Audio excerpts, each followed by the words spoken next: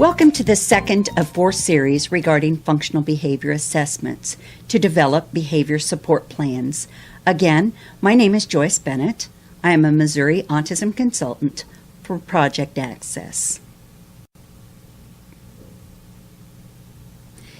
There will be continuing webinars which will assist you in the formal collection of data, the interpretation of that data, and the components of a support plan. This webinar concludes our discussion on gathering informal data. As discussed in part 1 of this series, there are several ways to collect informal data. These might include interviews as well as observations and conducting a record review. Again, there's no specific sequence in which those data collection procedures must be done.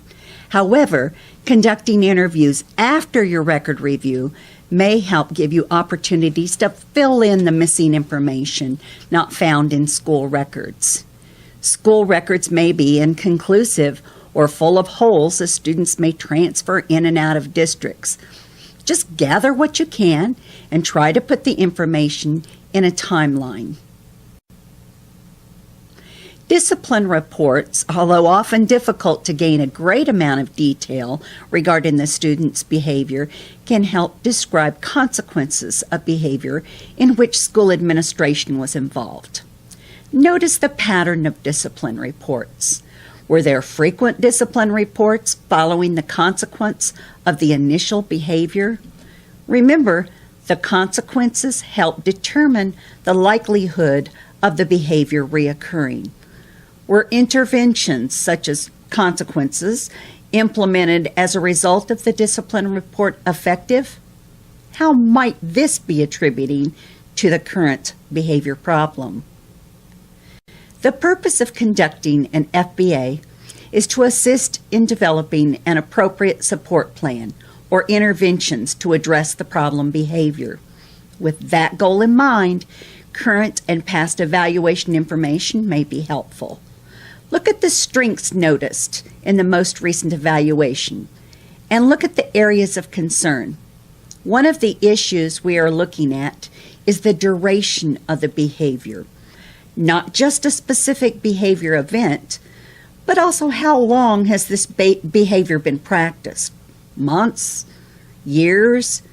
That information, which may have been addressed in the current or previous evaluations, will help us look realistically at how long it may take for a replacement behavior to be learned and practiced independently by the student. You need to look at evaluation information as a piece of the puzzle. Look beyond the scores on rating scales or tests. What do the items tell us about the student's ability to express their ideas, their emotions? What is their ability to judge others' ideas and emotions? Is your current behavior concern noted as an area of concern in any of the ratings? Concerns most often will be rated as happening often or frequently.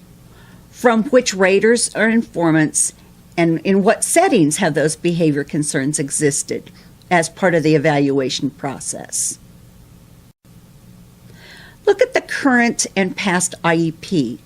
Has this problem behavior been addressed previously? Is there a behavior plan as part of the IEP? Or is the behavior addressed through the present level goals or objectives of the IEP? What progress has been made on the behavior as addressed through the IEP? Because we know that behavior is communication, knowing the student's ability to communicate verbally or with augmentative and alternative communication, AAC, will assist us in knowing the skills the student possesses and whether or not he or she is generalizing those skills or applying those skills in daily life. Are there IEP goals addressing communication deficits? One other helpful piece of information found in the IEP, which may give us information about the consequences and the effect of those consequences on a student's behavior, is the discipline policy he or she is to be following. Is the student typically following typical discipline procedures for all students? What are those discipline procedures? The antecedents and consequences of behavior have a direct effect on the likelihood as to whether or not that behavior is continued. Therefore, the environment and curricula and how the student responds to them, as well as how the adults and other students respond to an individual's behavior, must be considered. Much of what you gather through these informal data collection procedures will give you information about how the student responds to environmental and curricula demands. Know what does work, as well as what doesn't work. Problem behaviors are typically predictable. They are maintained or continued when antecedents and/or consequences allow the behavior to continue. Sometimes the antecedent, what happens before the behavior, or the consequence, what happens after the behavior, is erroneously hypothesized without direct observation.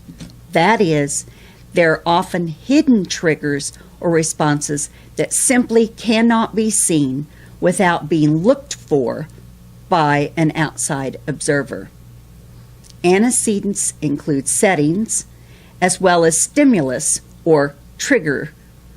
The behavior's intensity, duration, and/or frequency can often change when the settings and/or stimuli are different.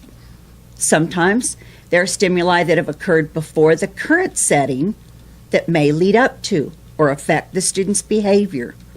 This is one of the reasons why we must not be content to just interview or observe one person or one setting, and also why parent interviews can be very helpful. During observations, you may be observing a series of escalating behaviors which may or may not have occurred in the current setting.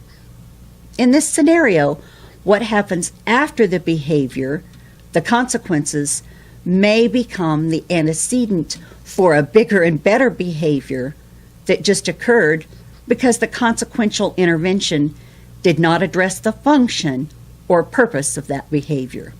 For example, if the student slams their hand on the desk to get your attention because he or she is frustrated, and you and the peers ignore this behavior, that is the consequences, the student may try something bigger and better, like shoving their materials off the desk, that is the new behavior, in order to get a different reaction from you and/or peers. Sometimes, if you only use interviewing rather than observing, the interviewee only notices the shoving of materials off the desk and report that as the primary behavior. It is important that we see this example as a series of escalating behaviors so that when we teach a replacement behavior, what we want the student to do instead, we can teach a strategy which gets others' attention quickly and appropriately before frustration builds. It is also important to know how the adults and peers respond so that we can avoid attention for the unwanted behavior and instead give attention for the wanted or expected behavior. Either utilize an ABC chart to document your observations of behaviors or transfer the information in your notes to such a chart. This will help the team look at the predictability of the behavior, and it will be an important component of the FBA process. If I choose to take notes first and then later transfer to an ABC chart, I like to go ahead and denote the ABCs as I observe them. This makes it easier to transfer my chart to the information to my chart later on. Understanding that your time is precious and it's difficult to spend long amounts of time observing, try to set up multiple shorter observation periods. If you conduct the teacher interview prior to the observations, You should gain some preliminary information that will help you decide during what times or activities or days of the week would be best to see the problem behavior. Even then, students do act differently when someone is in the room, so try to use different observers if possible. If you do use other observers, however, be sure to communicate with each other regarding the specifics of the problem behavior. Sharing your ABC charts may be helpful. Watch how the problem behavior compares to behavior displayed by other students. Like it or not, once we know a student has been identified as having special needs, it's human nature to hyper-focus on that individual and his or her disability. Collecting data on unknown other students during your observation will help us focus on the problem behavior as compared to other students' behaviors. Be aware of environmental conditions which might affect the student's behavior. What is currently being done to address any safety issues if those behaviors are of concern for this student? For example, if the student elopes as part of the problem behavior, what classroom and/or school environment conditions exist to try to alleviate this problem? Is furniture arranged to reduce his or her path that goes directly out the door? Are there safety procedures posted or indicated when students leave the room or building without permission? Is this classroom a highly structured, moderately structured, or looser type of structure? And how does the student appear to self-regulate his or her behavior given this type of structure? Structure will vary significantly based on the subject matter, the activity, and oftentimes the teacher or instructor. Are there indications of sensory materials and activities to assist the student in calming and/or alerting? Are these materials and activities implemented during your observation? In your opinion, do these appear to make a difference in the student's performance? Sensory materials and activities may be any combination or individual visual, auditory, touch, or proprioceptive, gustatory, or olfactory input activities. Gauge the student's response to task demands. Does he or she show any response to the intensity and types of classroom expectations for learning behaviors? What, if any, rewards or reinforcements are evident? I try to remind team members who are assessing behaviors that there is a difference between a reward and a reinforcement. Typically, a reward is selected by the adult and may or may not make a difference in the student's behavior. On the other hand, a reinforcement is something that is so strong, it has meaning for the child, that it will change a student's behavior. Even if the reinforcement only works short-term, or even if it only works intermittently, it can still be considered a reinforcer and becomes important when developing consequence intervention in the behavior plan. Observe issues related to the curriculum.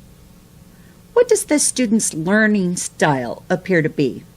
And how does it match the particular teaching style during your observation? What level of independence does the student exhibit?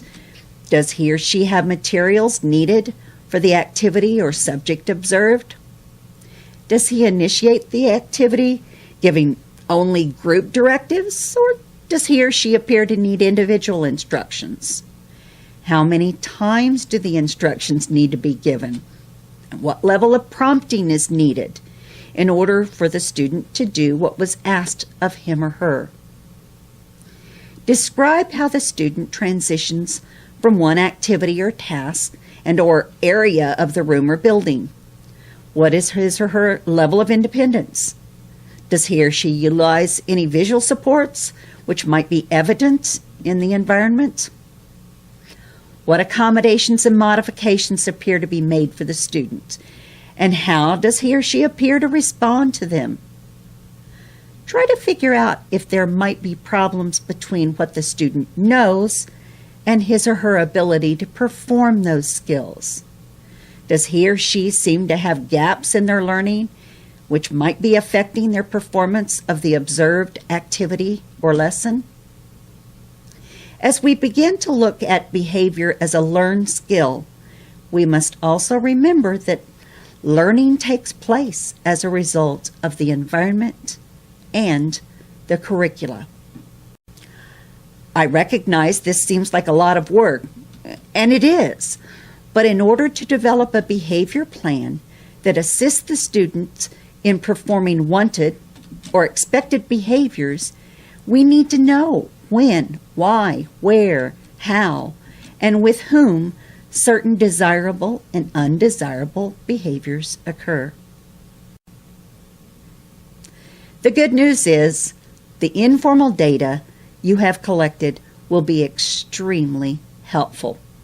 The bad news is you may have to collect some additional or more formal data before you decide how to proceed with your plan. Please continue with parts 3 and 4 of this series to learn more about this process.